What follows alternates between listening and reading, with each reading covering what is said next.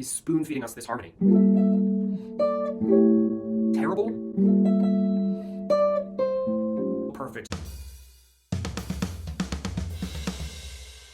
Briefly talk about where this harmony exists in our lineage, in the standards, in the real book. This is alter dominant. You can pretty much plug this in anytime you want to play a dominant chord resolving to a minor tonic. You can resolve it to major tonics.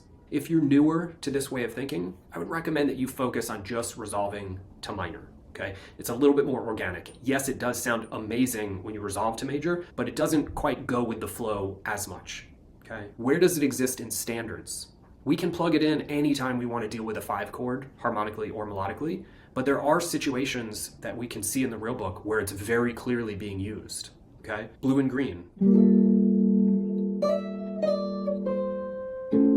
Notice that the melody leaps over the major third of A7. It doesn't resolve to C sharp. It'd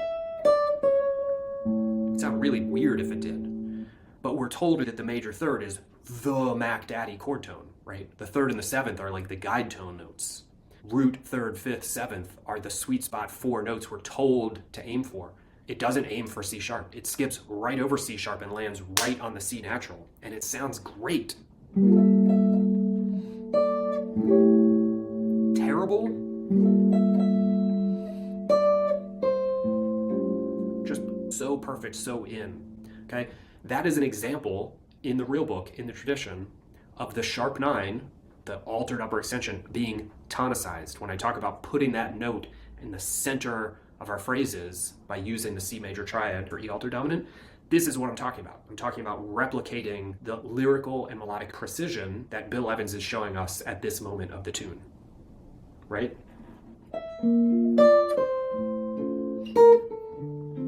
It's just so fluid, so perfect. Later in the tune, he goes back to A alter dominant in the second half and again leaps right for the C note. That is not an accident. It's not a coincidence. His ear hears that C natural note, the sharp 9, as perfectly stable inside the sound of this harmony. Okay? He's spoon-feeding us this harmony.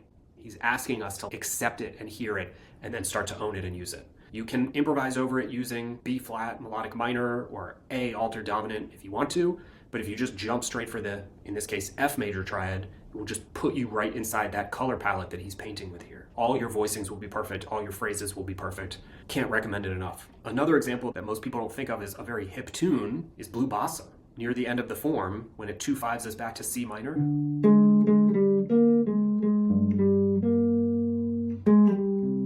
D half diminish.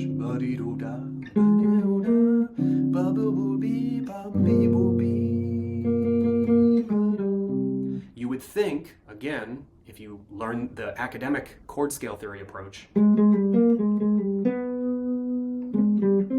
would expect to hear that B natural. I've literally heard online teachers tell their students that they have to hit the B natural to signify that we understand it's a G dominant and play it as a G dominant. But the actual melody, right, is B flat. It's leaning into the B flat. If you've figured out what we're doing here well enough to know for G alter dominant, this would be an E flat major triad. And our primary tension note would be the B natural. The primary tension note would be the third, right? The note that other teachers I've heard telling their students they have to aim for. You're allowed to play it. Just recognize that if you want to express alter dominant and stay inside the vibe of the melody here, the B flat note is actually more important. The B natural note you can use, but treat it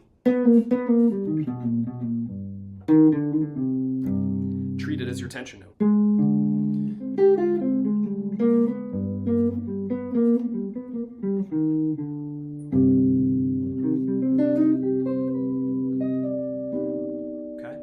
These are 2 examples of where the melody is actually written into the real book, showcasing this particular alter dominant harmony. You can use it over any 5 chord if you're going to. I strongly recommend you aim for minor keys until you're really comfortable with it. Then you can check out major keys also, but for sure, mess around with blue and green and Blue Bossa and see if you can get the hang of it based on the sound that the melody is giving us.